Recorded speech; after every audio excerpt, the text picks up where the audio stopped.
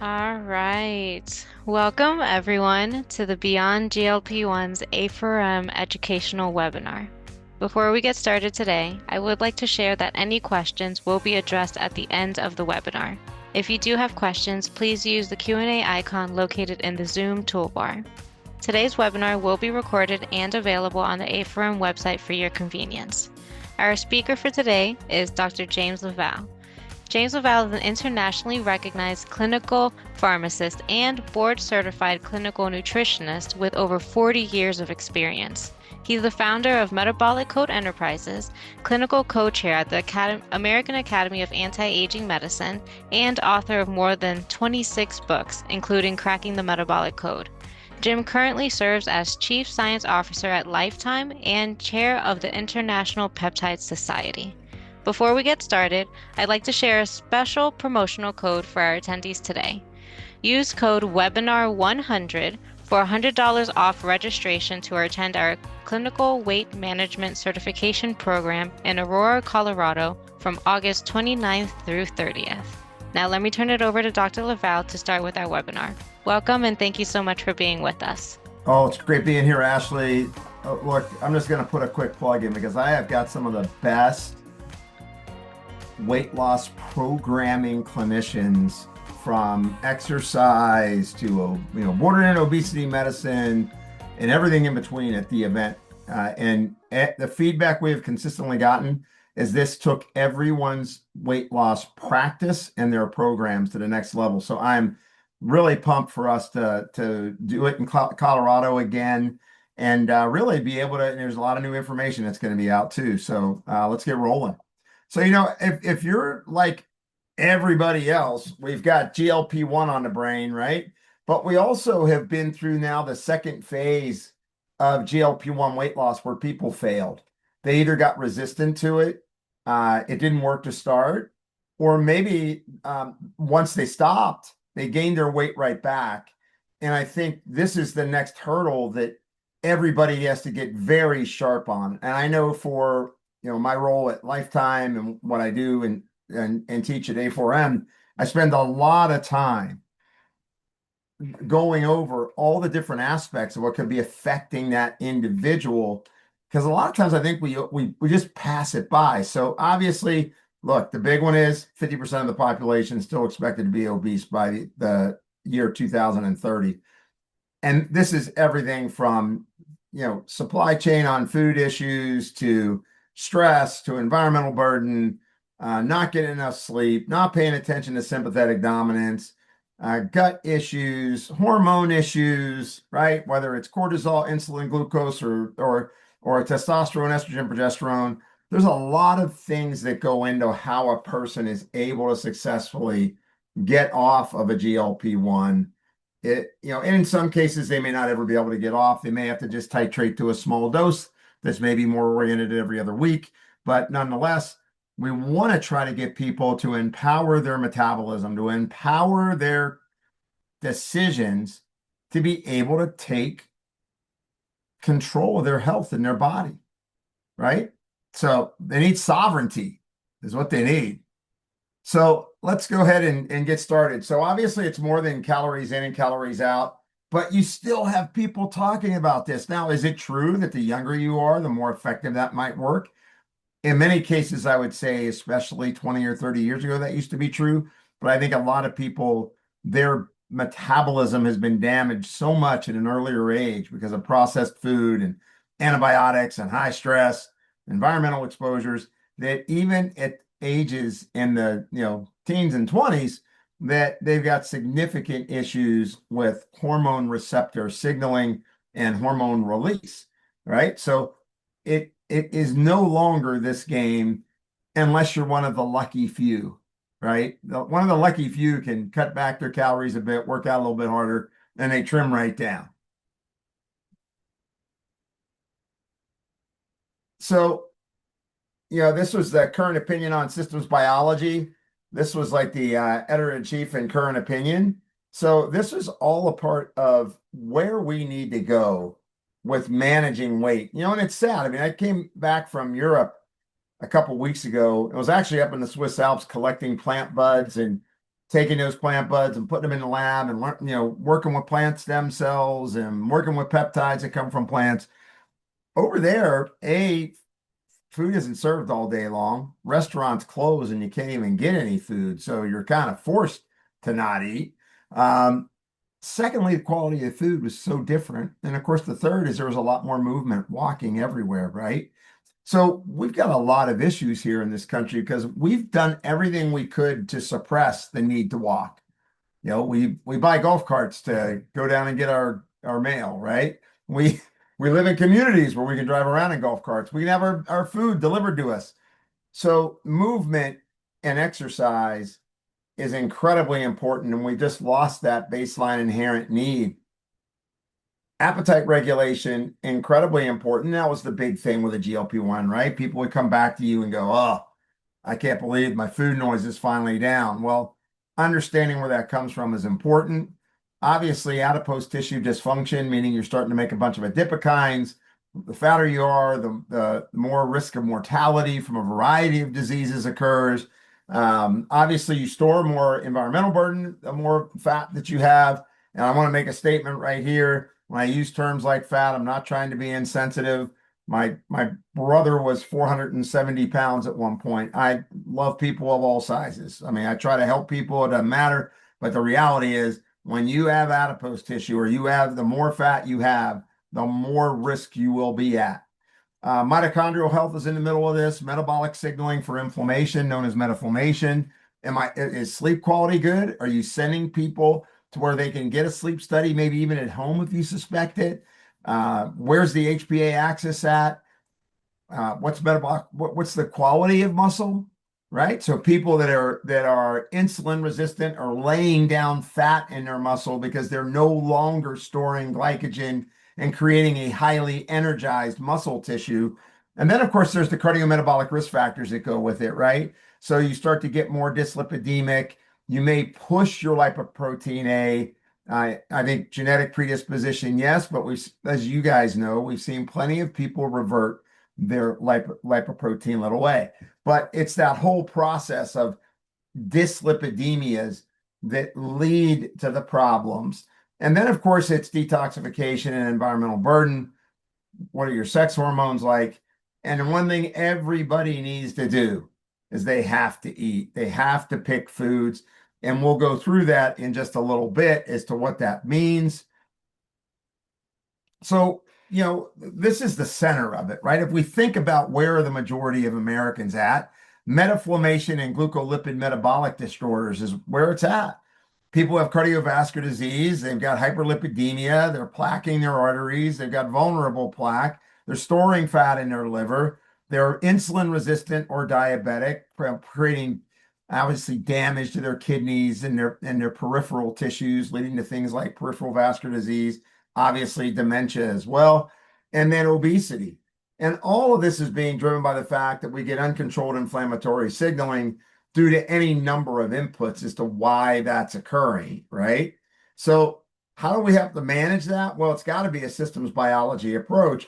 So, even when you're using a GLP-1, you want to think about what are the cofactors that could be helpful. And I'm not saying you have to address all of them at once, but if you want to have an effective weight loss program in the next 2 years, everyone on social media is now talking about pattern analysis, systems misfiring, right? People want to hear about the whole body approach, right? You're only as strong as your weakest organ. And therefore, you want to look into what are the things you could be knocking off while someone's starting on a GLP-1 to start more multi-system regulation to occur. That's what we teach. Those whole 2 days are packed along with rubrics and decision trees and yes, nos, and what to give in order to balance the chemistry of the individual. Because what we thought was a miracle, oh my God, I lost all this weight on the GLP-1, then they got off of it. Oh my God, all my weight's come back in more.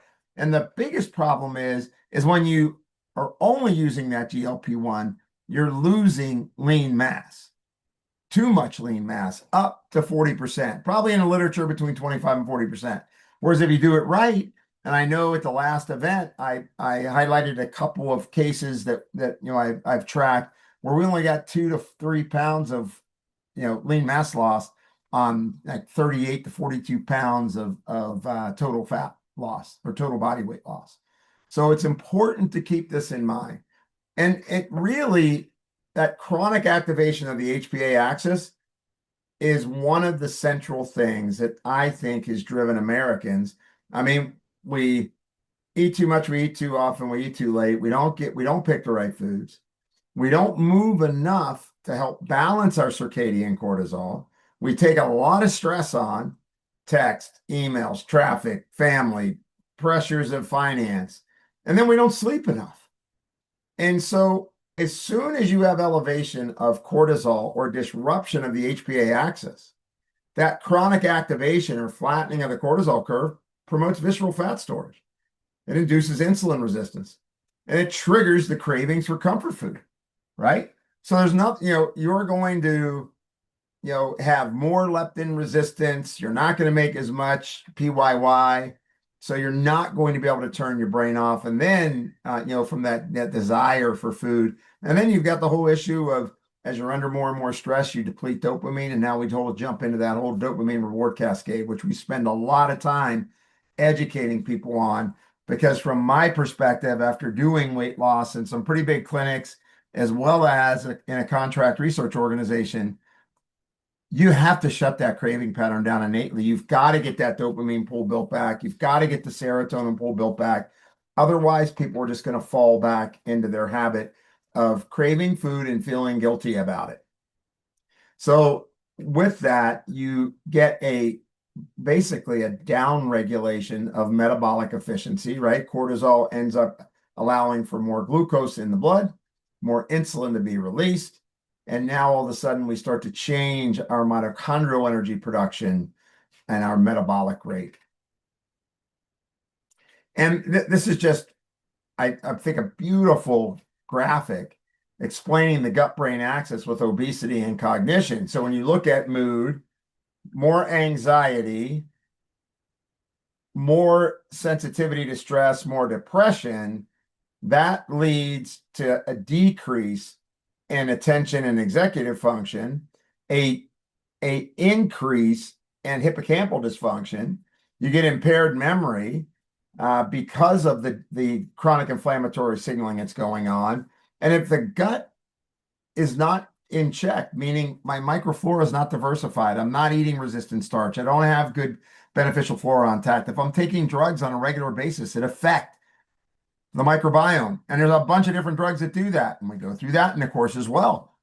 People are taking drugs, all the time, major drugs that are kind of like the mainstays of Western medicine. And it's affecting the microbiome, and the microbiome is affecting that gut-brain signaling, and it leads to cognitive as well as food craving and reward issues.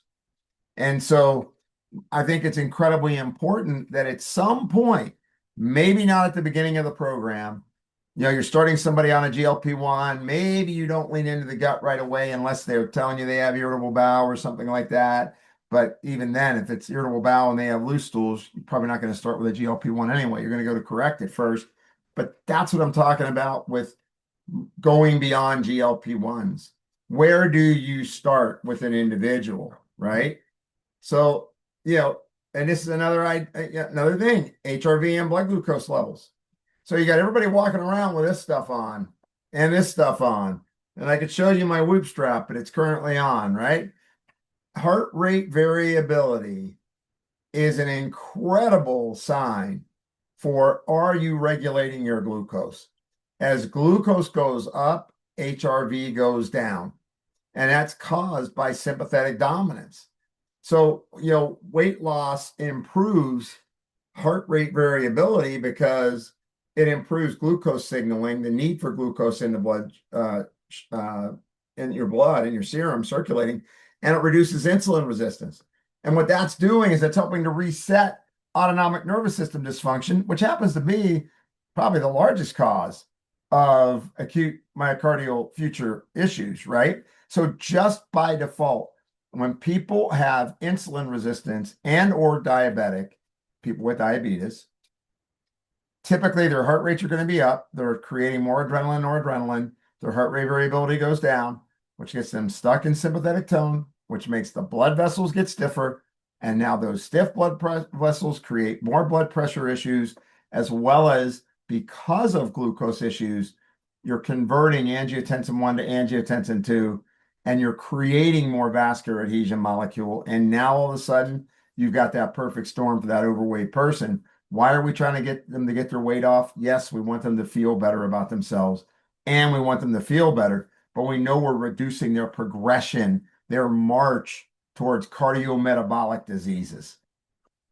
This is was a cool study right here. Fasting blood sugar associated with impaired heart rate variability and resting heart rate. If you notice the one on the left, as you see the increase in glucose, look at the prevalence of abnormal heart rate recovery. By the time you get to 100 on your blood sugar, there's a almost 40% abnormal heart rate recovery, which is what I stop exercise and what's my beats per minute going to be for those next 2 minutes. So as you can see here, I mean, people are wearing these wearable devices. You should be including this information when you're working with them. If they've got a wearable device, you should ask them about it. I'm a big fan of Morpheus because it's an easy one that you strap on in the morning. You get a great morning heart rate variability. Then you put it on in the after, whenever you're going to work out, and it tracks your workout. So then it creates a very accurate HRV and recovery score. So you know how hard that person should be working out the next day. I think it's the other thing. When people get on GLP-1s and they want to go in the gym, you have to be very careful about where are they losing efficiency because they're not eating enough. Maybe their recovery isn't quite what it should be. So tracking this is incredibly important. And you'll learn how to do this when you're at the conference. So if you look here, those with low heart rate recovery had more cardiovascular disease, right? So pretty interesting that we haven't really moved into understanding this as much yet. I ask people all the time, where's their REM sleep? Where's their deep sleep? How many times are they waking up at night? Where is their resting heart rate? Do they know their 2 minute heart rate recovery? What's their morning and night blood pressures? These are important things if you want to really measure success of a weight loss program. Because if you're not influencing those things, you're really not reprogramming that person out of that pre-diabetes, insulin resistant state, which is featured with sympathetic dominance, right? So we want to get people out of sympathetic dominance. That sympathetic overdrive basically leads to chronic stress, neuroinflammation. And remember, you're supposed to have a parasympathetic break. That vagal tone or vagal break is essential. But when someone stays in sympathetic tone all day long, hey, I'm not eating enough. I'm under a lot of stress. I haven't got up off the my desk. I don't exercise regularly. I'm not sleeping. The very first sign that someone's in sympathetic overdrive many times is A, they're either anxious or nervous. B, they have comfort food cravings. Or C, they're having interrupted sleep or they don't get a good night's sleep, right? So, when you get that increased sympathetic nervous system, that leads to a higher resting heart rate. So what's important there? Big association between heart rate and survival. The normal resting heart rate is deemed to be 62 beats per minute. When you get to 75 to 80 beats per minute, there's a marked increase in total mortality and cardiovascular disease mortality. So for every 4 beats above 62, you have an increased risk of 7 to 10%. So I want to ask you, how many people do you know that have resting heart rates that are under 62 versus people coming into you all the time that they're in the mid 70s? And one of the biggest reasons for this is that when people are insulin resistant and they're overweight, now, I mean, why not? We got 75% of the population approximately is overweight. We got 50% of the population right now that's either insulin resistant or people with type 2 diabetes. So this is not a rare issue. It's something we should be looking at because what happens is we wait till they start showing left myocardial hypertrophy, right? They start, getting a little bit of heart failure. They start to get arrhythmias. They start to get, atrial fib, right? We're way down the line. And of course, that's all being exacerbated now post-COVID. We understand that. It's been in the literature and for other reasons of metabolic inflammation too, right? It could be a vector, right? It could be a bug, it could be a tick bite, right? It could be mold. It's all those things add to the backdrop of this. So when you look at this, decreased parasympathetic tone linked to cardiovascular disease and risk for cardiovascular risk factors. The only reason I put this slide in here tonight was because of look what it's linked to: obesity, insulin resistance, diabetes. So when you don't have parasympathetic tone, meaning the vagal brake is gone, it's going to lead you to all of these situations, including heart failure and peripheral vascular disease. So when you have a little bit, minor degrees of glucose intolerance, autonomic system abnormalities. And then if you look here, heart rate recovery time increased linearly as fasting plasma glucose went up. So it's just really important to get people to understand. And I think finally the information's coming out now that we're studying people doing 16-8 all the time, because I know you guys have seen people doing 16-8 coming into you, and yet you're seeing in some cases their triglycerides are up, in some cases their morning glucose is up. And that doesn't mean that they're fat adapted. It means that you're breaking your muscle down to get glucose into your bloodstream. So really important to keep this in mind. Obviously, I'm not going to go into this a lot because this is just a kind of 1 hour. Let's frame it up. I'm going to get into some solutions for you, some things that people can take. But obviously, apnea is a huge issue. And now we've got all these different tools, different companies that have at home sleep apnea tests that are very convenient and easy to use. I know I've tried 3 different ones in the last month, just vetting them for different organizations. I think it's incredibly important, and it's not nearly well screened for, because we all assume it's got to look like that guy. There's a lot of people who have sleep apnea that are not, they're not overweight, but they are stuck in central apnea because of sympathetic tone dysfunction and the loss of the vagal brake. So it's super important to just keep that in mind. It doesn't always have to be the person that's overweight yet. It could be on their way to being overweight, but they already have apnea, which, as we all know, creates all kinds of issues related to weight, cardiovascular risk, cognitive risk, all that good stuff. So absolutely, number one factor that keeps us overweight, it's insulin resistance. Everybody asks me all the time, they talk about root cause, right? Root cause. Well, in my estimation, honestly, root cause is glucose and insulin disruption. Everything else is feeding into that root cause. Whether it's cortisol disruption causes problems. Environmental burden causes problems. Lyme causes problems. We know that SIRS or SEERS, direct correlation to aerobic glycolysis. So in the end, this is the core root cause. And what we're really trying to do is fix how somebody makes energy again. And that's what an effective weight loss program will do. You can look at lactate to pyruvate ratios, look at CoQ10 status. You could do a me screen if you want to get really elegant on looking at mitochondrial health. There's a lot of different ways you can look at that, right?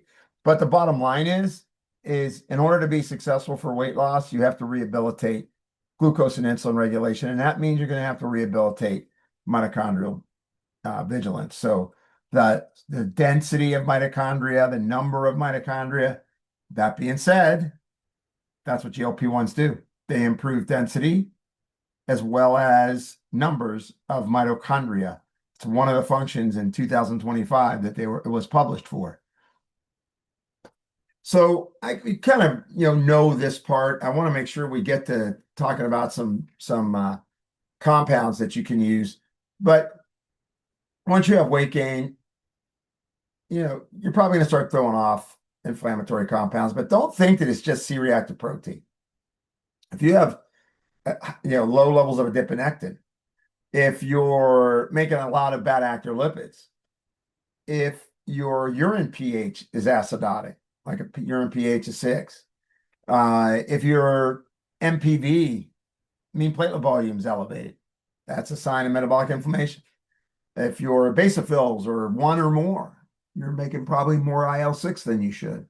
So there's a lot of different ways that you can look to go up. You're inflamed. But I think all of us that have worked with folks understand that. And if you've been going to A4M long enough, you understand that things like getting the gut healed, that gut lining healed, the brush borders healed, and then the mucosal barrier healed. It's kind of a three-step process, right? It's integral to really correcting long-term health for individuals. You may not be able to do all this all at once on a weight loss program. Get people losing weight, get them losing fat and not lean mass, and then graduate them into a more thorough experience of performance aging, right? That way you're building a journey with them. I think sometimes we try to do too much on people too fast instead of building a relationship that spans, years of good care with people where they're checking in with you, they feel good, but they want to make sure that they know what they're doing. And obviously this is the big problem, right? So as your height is what I do there. There we go. As our adipocytes are triggering the mTOR2, and that it creates more insulin resistance, right? You got mTOR 1 and 2, so it's that balance of mTOR that matters. So what happens is you start to create more insulin, and more insulin leads to more inflammatory signaling, more of the signaling that creates M1 macrophages. So this creates not just TNF alpha, but a whole host of other inflammatory compounds. And of course, M1 macrophages is what kind of triggers lipids to get moving to calcified lipids and making soft plaque. So this whole inflammation research going around TNF alpha, it's obvious, right? This is what we see all the time. It's not anything new, but you really want to pay attention to the individual as they're moving through their weight loss, that their inflammatory markers are going away, and that you're being thorough about what's the reason. Is it sleep fragmentation? Once again, is it they are under high stress and they may need to chronically be on something to reduce their stress response, right? So that they're preserving their cortisol curve and not flattening their cortisol curve. And of course, all of this leads to that downregulation of T3. I don't burn fats as well. My metabolism slowed down. We know that T3 has to penetrate the cell in order to activate more mitochondria. When your thyroid hormone like T3 goes down, you could lose as much as 40% of your mitochondrial content in your cell. That means you're going to be struggling for energy. And this, of course, is that whole process of I'm triggering inflammation. I'm losing my oxidative antioxidant support. So I'm increasing oxidative stress. You're over the age of 40, your nitric oxide's depleted, or you're using tadalafil or sildenafil or tadalafil, sildenafil, and oxytocin, whatever pill it is, and you're over 40 and you don't realize that's depleting nitric oxide as well. So you need to replace more nitric oxide. But the bottom line is that as we trigger angiotensin 2, because of superoxide anions and peroxyl nitrite anions, we end up creating more adhesion to the inner lining of the artery or the glycocalyx. And that also creates the invasion of the monocytes and macrophages, which then triggers plaque. And you start to lay down burden, just like here. All right. The other piece, environmental burden. And we go through that too. And I don't think there just hasn't been enough information for people on just how important these environmental compounds are. Known as obesogens or endocrine disruptors. I mean, organophosphates, I mean, I don't know if you guys have seen this, but I mean, there's a clear correlation to organophosphates being introduced into the US and our obesity rate. They went hand in hand. And I'm not saying it's the only cause. I'm just saying that you've got forever chemicals, which could be found in your research use only peptides, uh, phthalates, organophosphates. And if you look, it alters hunger and metabolism. It alters, thyroid receptors. So environmental burden ends up becoming a very important point of their long-term success. Because when they're losing fat, they're going to be detoxifying a lot of this. But you're probably going to have to do some receptor cleanup and some environmental detoxification, maybe at the tail end of their weight loss, right? You're coming out of your successful weight loss. Now we're going to go into maintenance. And the first thing that we're going to do with maintenance is we're going to start you on a detox program. Or maybe for another person, is we're going to start you on a managing your stress program, getting your cortisol curve aligned because you're working two jobs and you're stressed out. So really important to keep all this in mind. And this has been known for a long time. So organochlorines also stored in the fat. Bottom line is the more fat that you carry, the more you store these compounds.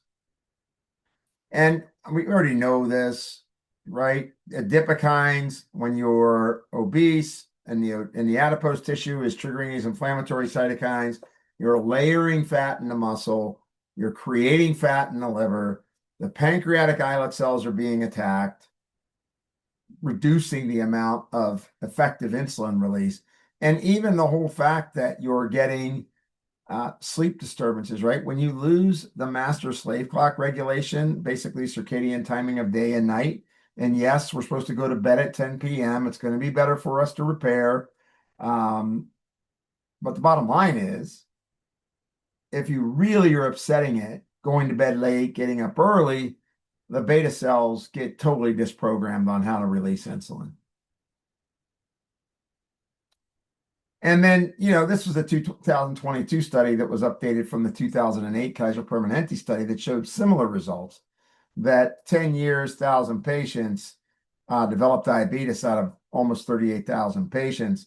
And basically what this showed was 9% increase for every point over 90. So if you have a 95, you're at a 45% risk of being a person with diabetes. Now, that's in Japan. And in Japan, there's not as many heavy people as us. So I kind of like the Kaiser numbers from the US, where it's 6% for every point over 84. A little more aggressive, but when you get to that 99, they pretty much become equivocal. They almost cross over, right? So important to keep that in mind.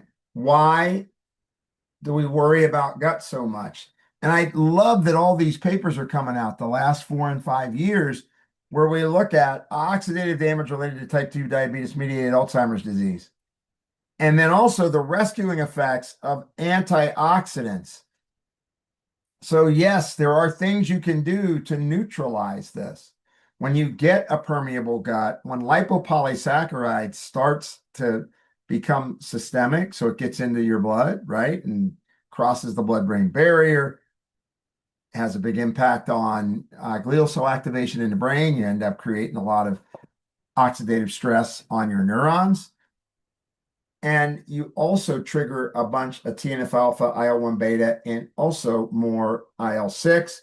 That shuts down insulin receptor substrates 1 and 2. They only showed 1 here, which means you're no longer going to be able to make 32 packets of energy when you get some glucose in there. You're going to make 2. And that 2 is going to be a bunch of lactate and pyruvate. That's why lactate to pyruvate ratios are so interesting to look at energy efficiency in individuals, not just situations in cancer, but guess what? This is how cancer cells behave, right? 2 packets of energy, a lot of waste product, a lot of hypoxic events going on within the cell, right? So as those tight junctions get damaged and lipopolysaccharide circulates, now we get to where we're damaging the beta cells, we're triggering macrophages, the M1 macrophages that are leading to all the systemic inflammation that's going on, leading to metaflammation. So when you go to our weight loss certification course, we go heavy into this because you can't get away with this. You cannot do an effective weight loss program unless you learn how to correct the gut. But it does not have to be hard. It doesn't need to be 18 steps. It could be fairly simple to correct. And we try to also kind of give you those pearls to help you quickly assess problems, quickly get through them. And then, of course, a lot of Hashimoto's thyroiditis nowadays. And of course, this is the lipopolysaccharide thyroid interaction. So, why is that person gaining weight? They're hypothyroid, they're Hashis, their gut is permeable. It's because lipopolysaccharide crosses through the intestinal barrier, breaks into the bloodstream, delivers it to the thyroid, and gets taken up in the follicles of the thyroid, hence triggering thyroid antibodies, thyroid globulin antibodies, as well as thyroid peroxidase, which then goes back into the bloodstream, creating cross antigen reactivity. So this is why we've got such problems with managing weight here, because we've got so many people that either were on a ton of antibiotics, under a lot of stress, ate a bunch of sweets. It was like the sugar was everywhere, feeding into that hedonic urge. And you have to order, well, what's the first thing I need to fix? Well, the obvious one is if you're not using a GLP-1, well, what's the biggest area? I mean, it used to be you could get people to lose weight so easy by putting them on an elimination diet, get their gut right with, probiotic, prebiotic, clean up some bad bugs, repair the tight junctions, you're home free. Now, because receptor signaling has become more and more muted, you got to go to bigger guns like the GLP-1s or small molecules like tesofensin. And obviously the microbiome, I already kind of talked about this. It's a huge impact. I think I'll go past this slide. I think I went through that pretty thoroughly with the graphic that I had. And then just remember on the gut, the more you are creating inflammation in the signal, the more you've got dyslipidemia, fasting insulin's above 5, glucose is in the 90s, mean platelet volumes that are elevated, MEBs, the percent MEBs, right? Add them up. If it's over 10, their gut's probably is reactive. You can look at neutrophil to lymphocyte ratios, right? A neutrophil to lymphocyte ratio above 3 indicates autoimmunity. And what is autoimmunity tied to? Permeability of the gut, right? So you've got all kinds of signals that you can use to help guide this. The bottom line is the more the gut gets broken down, the more it leads to obesity-induced type 2 diabetes and the complications of it, right? Disease progression. But yet nobody's talking about that in any big way. And endocrinologists aren't. American Diabetes Association, they publish this stuff, but there's no real movement to get this information out like I think there should be. And this is the translocation of LPS on the surface of gram-negative bacteria into systemic circulation, the early trigger of inflammation and obesity. A lot of times when I got people on GLP-1s, I want them eating enough protein. They have to eat some carbs. Otherwise, they're not going to learn how to store glycogen. But I do like to work on their gut at least a little bit with giving them fiber, maybe a couple, 3 times a week, a probiotic, in some cases, resistant starch. So I think that trying to work on the gut, and obviously, if you want to go really advanced, you can think about peptides like lorazepam or KPV that help to shut down those gaps in the tight junctions and decrease inflammatory compound signaling out of those epithelial cells, right? But this is, it's a 2022 study, international reviews in immunology. And yet we're still not dealing with the gut to any significant extent unless you have irritable bowel or you have GERD or, God forbid, you have a peptic ulcer. Then there's mitochondrial dysfunction with weight gain. Now, to me, when cortisol's high and thyroid's low and your insulin and glucose regulation's off, by default, you're going to have problems with mitochondrial function. So if you want to be elegant and test with a me screen, you can. I tend to use those when I'm not solving problems or at the end of a program, like, hey, where are you at now that we've got the weight off of you? But mitochondria plays a role in all of this. Reduced skeletal muscle oxidative capacity, so the glycogen you can't burn, you can't make energy, you get more inflammation coming out of the adipocytes, you get higher levels of fatty liver, all because of poor mitochondrial function. But that does not mean, oh, I need to take MOTS-c or SS31 or Humanin, or I'm going to do urolithin A. Oh, I'm going to do sirolimus.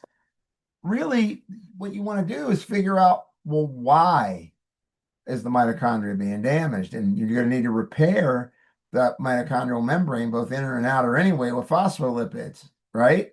So for me, a lot of those kind of compounds are step two, the ones that we're allowed to use now, SS31, obviously, phospholipids, obviously, urolithin A, all that stuff you can think about. But problem is, people want to jump right into, I'm going to do NAD. I'm gonna do SS31. Well, okay, but if you're generating a lot of energy, a lot of ATP from that NAD, and your cell membrane, the inner membrane of the mitochondria is damaged, you're gonna have electron escaping. You're gonna get more free radical damage. So important to keep that in mind. That might not be the first step on people that will really have damaged mitochondria is to go after them aggressively, even though they might feel energy when you first start it. And this is the neutrophil lymphocyte ratio. Obviously, I calculate this on our metabolic code platform. This is a key calculation because we want to really look at, well, how close to that excited or exaggerated autoimmunity are you at? And that's that once you get above 3. And then, of course, when you're low, it's telling you you're wearing your immune system out because you're not making any neutrophils. So it's kind of this thing of understanding these ratios. They're good to a certain extent. So like here, optimal 1.7 to 2.1, yeah, even 2.3. But once you get up to 2.7, you're starting to create a lot of load on the immune system. And this is a simple one, right? And of course, adiponectin you can measure. Easy. LabCorp, super simple. And it basically is secreted by adipocytes and regulates lipids and glucose metabolism. When you have low adiponectin below 10, you're going to have higher glucose and more bad actor lipids, which leads to metabolic syndrome. It's directly associated with it. There are all kinds of papers on adiponectin. So why wouldn't we be measuring this to see if we're truly restoring metabolic function in individuals? So let's get on to some quick down and dirties so that we can answer some questions for all of you. Basic stress support. I am craving food. I'm nervous. I'm anxious, and potato chips are my best friend. That's when you want to use magnolia and philodendron and theanine. Obviously, a combo product called Quicalm, but there's other companies that have Relora. It's great. Other botanicals. Hey, I'm not craving, but I don't have any anxiety. So I'm not craving, I don't have any anxiety, but I have a lot of stress. That's when you want to lean into botanicals, right? You want to lean into the adaptogens. You want to keep your body strong. You want to keep your nervous system intact. Basics of glucose and insulin. Before you even think about bitter melon or berberine, you got to get people on magnesium. Think about chromium. Think about vanadium. Maybe alpha lipoic acid. They obviously need B vitamins. If their cortisol's up, you're going to have to add something for cortisol. And if they're pre-diabetic, maybe you want to use CaloCurb. If they're, hey, I don't want to do a shot, I'm not ready to do, a GLP1, think of CaloCurb. You could also think of something called aquatropin, which I don't have down here, but it won Nutrient Ingredient of the Year for 2025 for GLP1 and GLP2 activity. So you think of CaloCurb plus something like aquatropin, pretty powerful. normal gut flora, you guys know how to do that. Do they need an enzyme or not? They're probably going to need every person on a GLP-1 or on a weight loss program. I have them taking fiber. And then if they're going to lose 50 pounds or more, I have them doing something like a bergamot and artichoke extract because I don't want them developing gallstones. That's why I like people that I don't like them losing more than 3 pounds of fat a week. Why take the risk? We know it's a big risk factor for people. When they get rapid weight loss, they have the tendency to gain gallstones. Candida treatment, berberine, cat's claw. You could use olive leaf, oregano, candibactin. Most most people that are insulin resistant and or people with type 2 diabetes probably going to have yeast. Just have them stick their tongue out or look at their toes. They're growing fungus on them somewhere, right? Very high correlation because they have higher blood sugar. They have higher sugar. It feeds yeast. Metformin. Yeah, here's the thing about what metformin. If you are insulin resistant or a person with diabetes, makes sense. Go ahead and use metformin, right? The problem is people are using it when they're well. And then they figured out recently that when you do that, it blocks the ability to gain lean mass. And that's why one of the famous people that wrote a very big book about it and had everybody thinking they needed to take metformin, got on a podcast a little bit while ago and said he's no longer doing it. So I, I could have discussed this in class, guys. We knew that metformin made ragged mitochondria, and the reason it made ragged mitochondria is the fact that it depleted CoQ10, and it's a kind of an inherent issue that is that over time you weren't able to really manufacture lean mass as well. Now, if you're somebody with diabetes, you need this medication. You're in a different metabolic framework or epigenetic expression, and metformin is the bomb, but not necessarily for prevention. It's amazing how we're trying to apply all these drugs to prevention, and we really don't know whether they're doing good prevention or not. We know transitory things that they're doing, which is good, but nobody looked at the long term on this, which you could have said it because there were imaging of mitochondria that showed that people were developing ragged mitochondria over time in their muscle tissue. So, here's the supportive literature for people with diabetes. So AMPK activation, that's great because it regulates, PGC1 alpha. You get uncoupling protein 1 upregulation, so you will burn fat. So a good, great compound, especially for people who are already insulin resistant and or people that have type 2 diabetes. NR, there's new NMNs coming out that have got GRAS status that have some interesting studies on them. I think that NR still is like the state of the art for an oral NR or a nicotinamide riboside to drive NAD production. Just got to remember NMN still's got to get converted to NR, and then back to NMN. So if we get into some advanced delivery of NMN where it can go in as NMN straight into cell, great. I think we're going to be seeing a lot of variations of a theme of, NAD oral nutrients. And I've seen one study published on a very high-end NAD lanthanate that showed a tremendous upregulation of NAD, intracellular NAD, in fact. That just got published. So it's like a crystalline NAD that you would drink. But the issue is it's very expensive. I mean, like a factor of 20 over what you're getting these other compounds for. So this True Niagen is the big dog in this. I have no problem popping it in there. Typically, you want to be at 500 milligrams.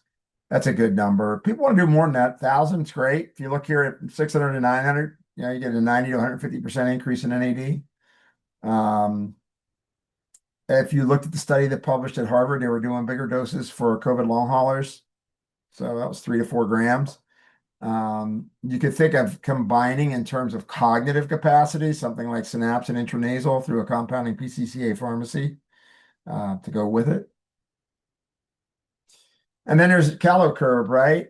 Look, I think a lot of times people just aren't using this right. They're not giving it enough time to work, or the dose isn't enough. So you may need to use 200 milligram clinical dose, not the 100 milligram dose, and follow the directions. But they've got 4 studies coming out this year that are pretty compelling. So I wouldn't give up on Amerisate or CaloCurve. I think you're going to find it to be very effective on the maintenance side for people. So that's where you can use it. You can use it while you're using a GLP-1 if you're titrating your dose. Maybe that'll give you some enhancement, keep the dose down. Where I find it particularly is people that don't want to aren't they don't have enough weight to lose where they need to go full tilt with a GLP-1 injection or even the prescription pill that a lot of people are getting nauseous on.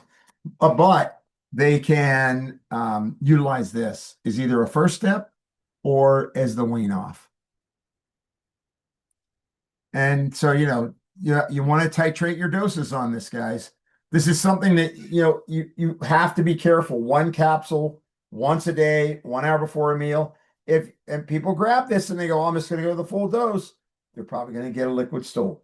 They're probably going to get diarrhea. So you could go up to 2 capsules 3 times a day on this, on the 100 milligram one. Obviously, there's now the clinical dose one that is being carried. I believe the distributor on that is orthomolecular for CaloCurve. Um, but this works on your bitter taste receptors. So it's interesting. It's a totally different mechanism. Yes, it works on stimulating incretin hormone release for a period of 4 to 6 hours, which is helpful. But it's also working on these bitter receptors that's having a reduction in hunger as well. So very powerful. Aquatrophin, I mean, here's the thing. Love people being on fiber. I want them drinking either protein drinks, making sure they're taking some creatine, 5 to 10 grams a day.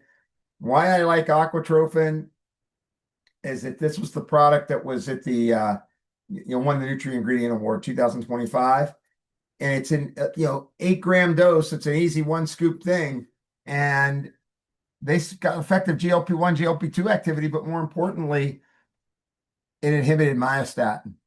So people gained lean mass, lost some fat mass, regulated their iron and ferritin pool, which is a key feature of metformation and insulin resistance and diabetes. So it helped to regulate the FTHL gene SNP and got it back to normal, or back to being, not activated.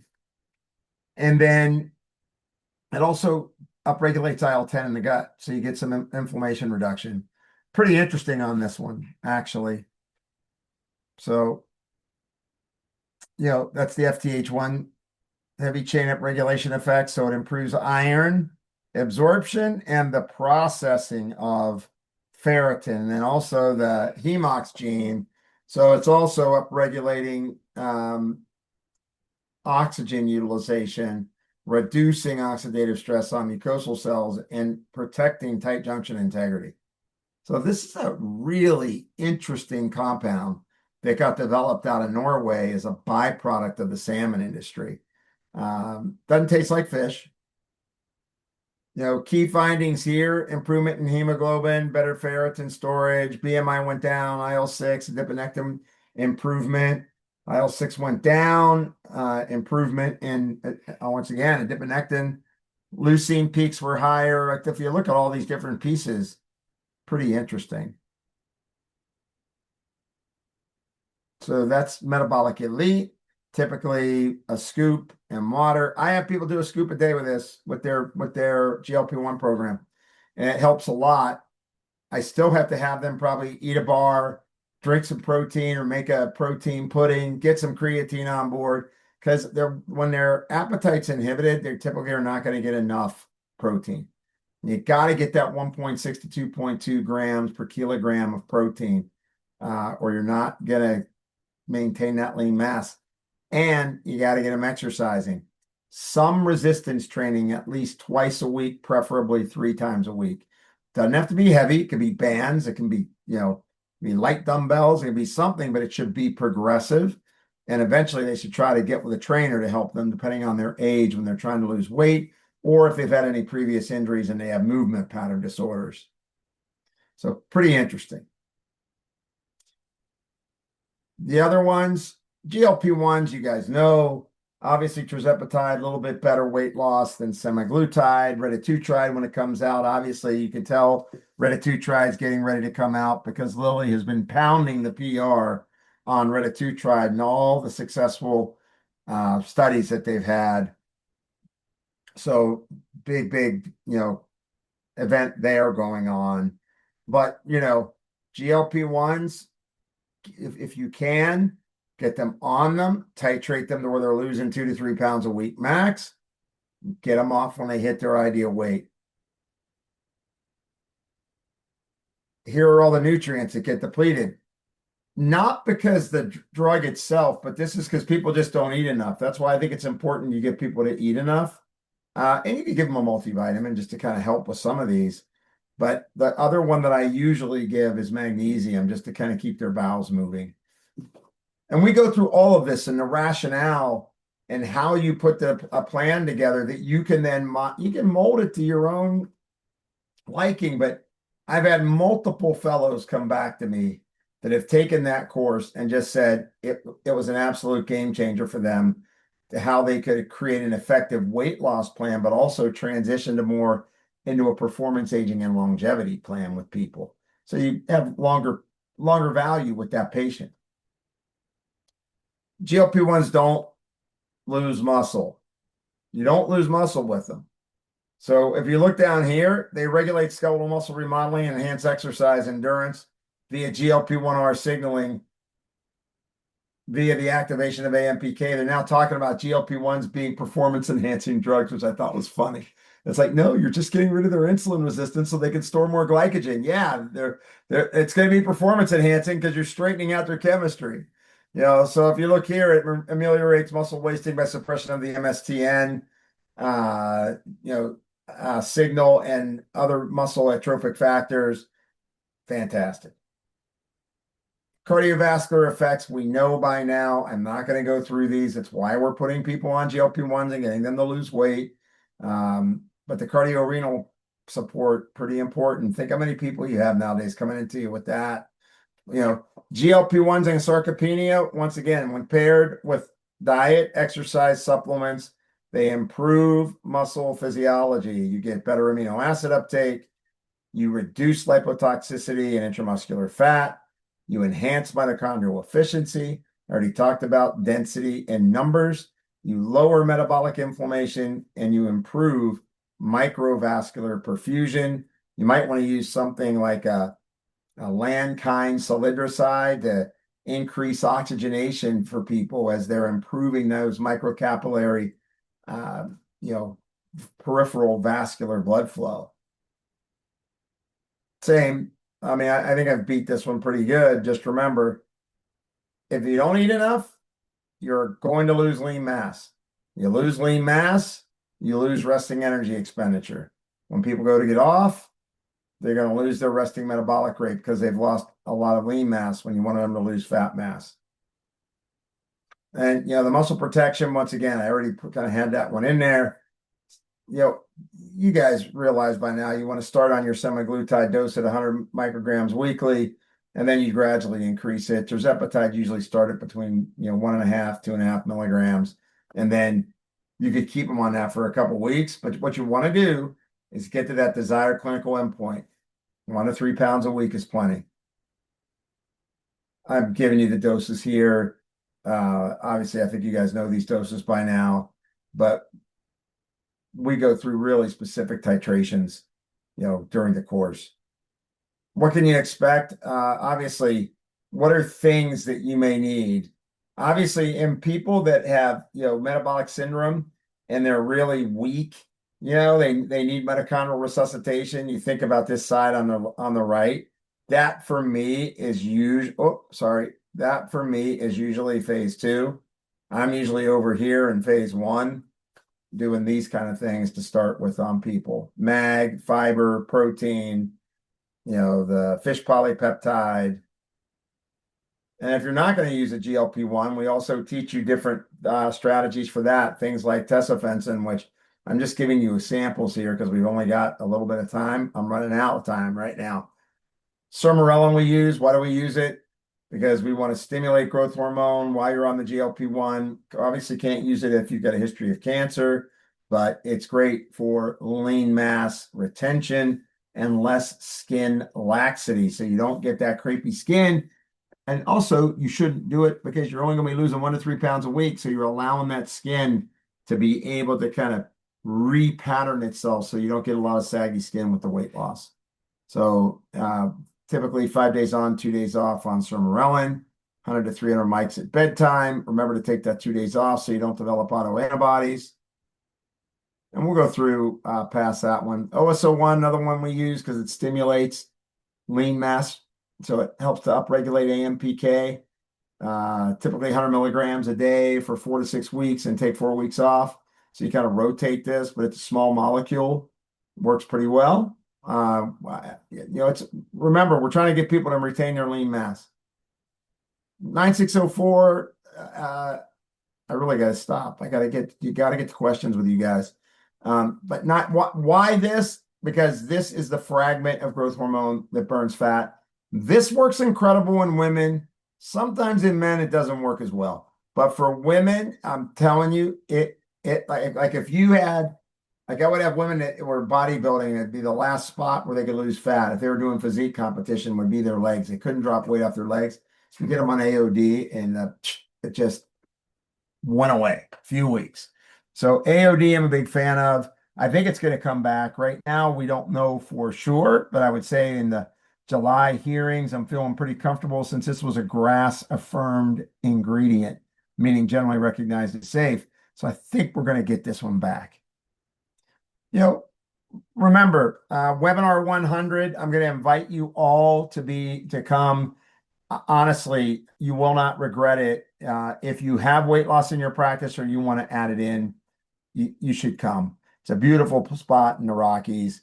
We do a deep dive into every aspect of why people can't lose weight. And we put it all together so that you have a program on Monday morning. So I know I took my whole hour up. Now we get to get the questions. Q&A. There's just 7 questions so far. Does cortisol replacement therapy like hydrocortisone, methylprednisolone, or prednisone have an impact on HPA axis as it relates to metabolism? If so, strategies.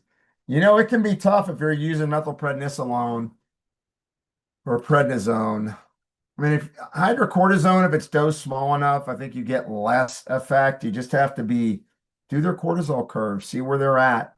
But it can be a rate limiting step. I mean, we know this, right? Prednisone is known to increase the risk of diabetes. So we know that by default, it leads that mechanistically. So all the more reason why if they need to be on that drug and they're gaining weight and their glucose is going up, they're probably going to need to be on a GLP-1. Other actions might not do it. However, you could look for why do you need to give them cortisol to begin with. I'm surprised short sleep was associated with lower leptin. It wasn't lower leptin. It was alterations in leptin. So yes, high fasting leptin. You are correct. It said alterations in leptin. It wasn't lowering of leptin. So good one. And I'm glad you put that in there to clarify it. I really do not like GLP-1 injections. So you're suggesting Calicurb plus perhaps metformin and berberine. Calicurb, aquatropin. I would say if you learned about tesofensin, it really works well as an oral that helps people, that increases their free fatty acid burn. Like they lose 10% of their body weight in fat. So it works by a different mechanism. So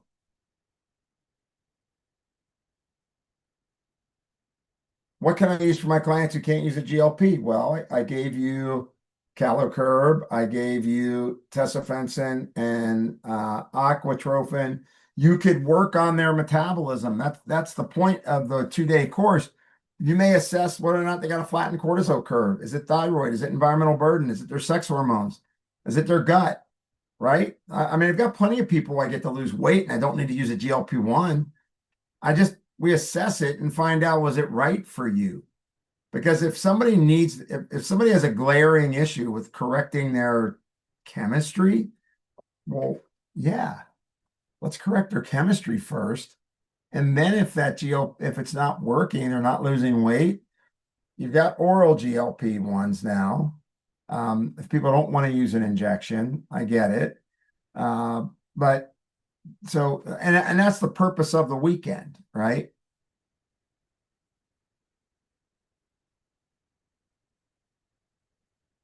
Can someone with hemochromatosis use aquatrophin? Yeah, that's the whole purpose of it. It regulates iron and ferritin storage. So yeah, that's actually quite good for that. Could you use Calicurb with the peptides? Absolutely. I think that's a great strategy. Do you titrate someone off their GLP-1s if they're using it for binge eating disorders or other eating disorders? That's a little different.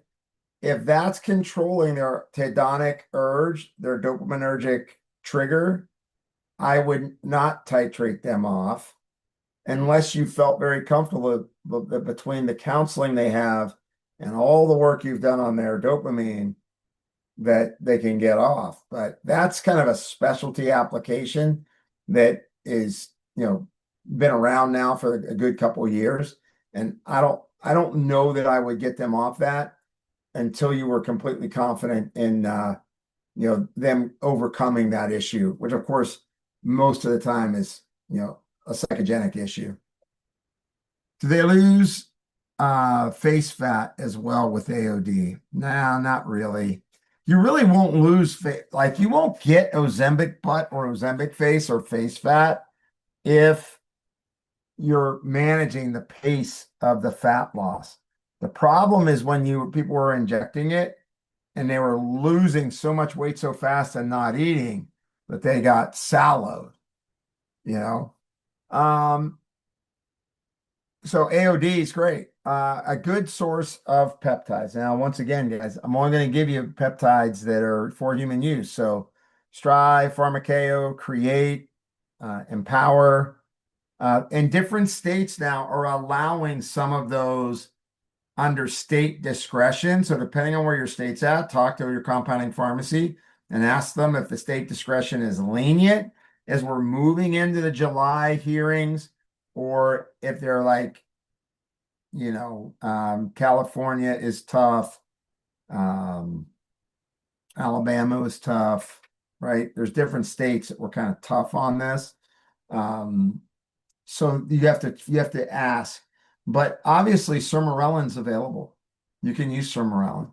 It's an easy one. GLP-1's available, easy, right? So that's all I'll tell you is I would not start using like research use only in order to get these because I think they're going to be available shortly. And then obviously, if you're not familiar, I would probably shy away from retatrutide because as soon as that gets approved as a drug, you're going to be on a witch hunt. If a client has thyroid cancer and can't use a GLP, could you use Calocurb or fish polypeptides? Yes, you could. And remember, that's only for endocrine thyroid cancers, not follicular. Follicular thyroid cancer, you're allowed to use it. Impact of adding weight loss to the clinic to your malpractice insurance. Uh, I mean, we've run weight loss. I've never seen a major impact on it because, I mean, if you think about it, people that are morbidly obese and you're reducing their insulin resistance and their comorbidities, that typically isn't going to be looked at as risky. That's kind of what you should be doing, right? It's like what everybody is thinking about. So, all right, if we've got they seem to ask specifically. Well, you can then if they ask specifically, you can ask them, well, what's if we're helping people lose weight now, if they're asking specifically like, are you doing a GLP-1 program? That might be different because of the side effect profile that people are seeing from just doing GLP-1s and scurvy and bone loss and hair loss and all the other things when it was inappropriately used. So you might want to, just delve in further with them. All right.